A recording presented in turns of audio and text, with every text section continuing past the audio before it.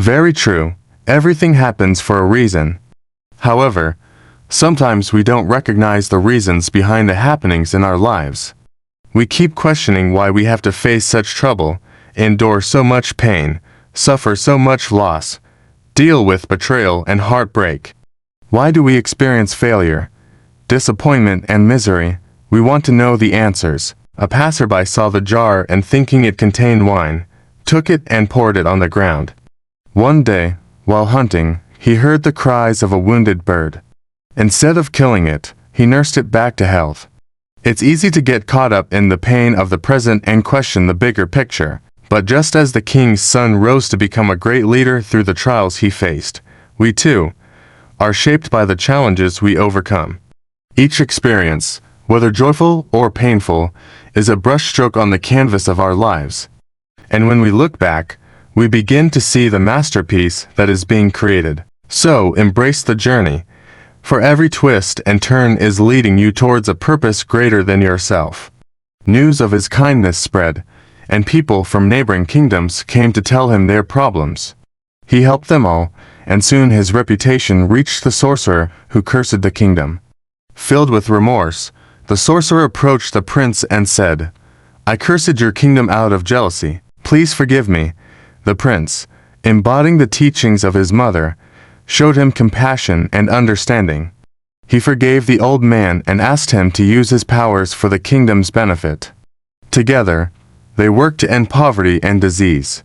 Not knowing it was the holy water that could save the prince, the queen woke up from her sleep, saw the empty jar and fainted. Looking back, he understood that every event in his life, from the floods to his illness, the queen's journey, the water being spilled, the encounter with the mysterious woman, and finally, the curse from the sorcerer, were all parts of a divine plan leading him to his ultimate destiny. Each step had shaped him into the person he was meant to be, an epitome of courage, compassion, and leadership. His story became a legend, a reminder that even in the darkest of times, there is always a flicker of hope, and every challenge is but a stepping stone to a greater purpose. When she regained consciousness, she remembered the entire incident and cried out in despair, "My son will die because of me." Suddenly, a beautiful woman appeared and asked, "Why are you sad?" The queen explained everything to her. The woman said, "Don't be upset. Your son's death is not certain. His life force still remains in the footprint left by the jar on the ground. Take me to your kingdom, and I will use my magic to revive your son." The queen, filled with gratitude, led her to the king, and the woman revived the prince using her magic. She disappeared as suddenly as she had come, leaving behind a message for the queen. The footprint left by the jar is a symbol of your son's connection to the divine. It signifies that he is destined for greatness, and only when he embraces his purpose will he truly flourish. Today's story carries a message that will touch your heart and remind you that there is always a deeper meaning behind our experiences. Once upon a time, in a serene and prosperous kingdom, there lived a kind and generous king named Sud. His reign was marked by peace and happiness among his people. But after many years, an evil sorcerer cast a spell on the kingdom, causing the river to overflow, destroying crops and homes. People suffered, and most distressingly, the king's beloved son fell gravely ill.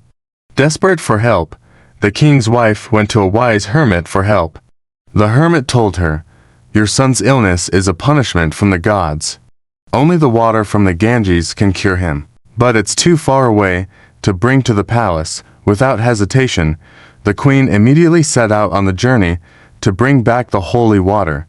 She walked barefoot, enduring scorching heat and biting cold.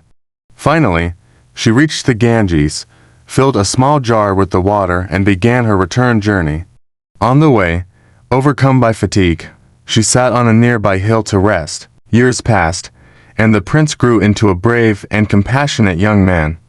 Many years later, when the prince became king, his kingdom reached new heights of prosperity and peace. Like the king's son, our lives are filled with moments that test our strength and shake our faith.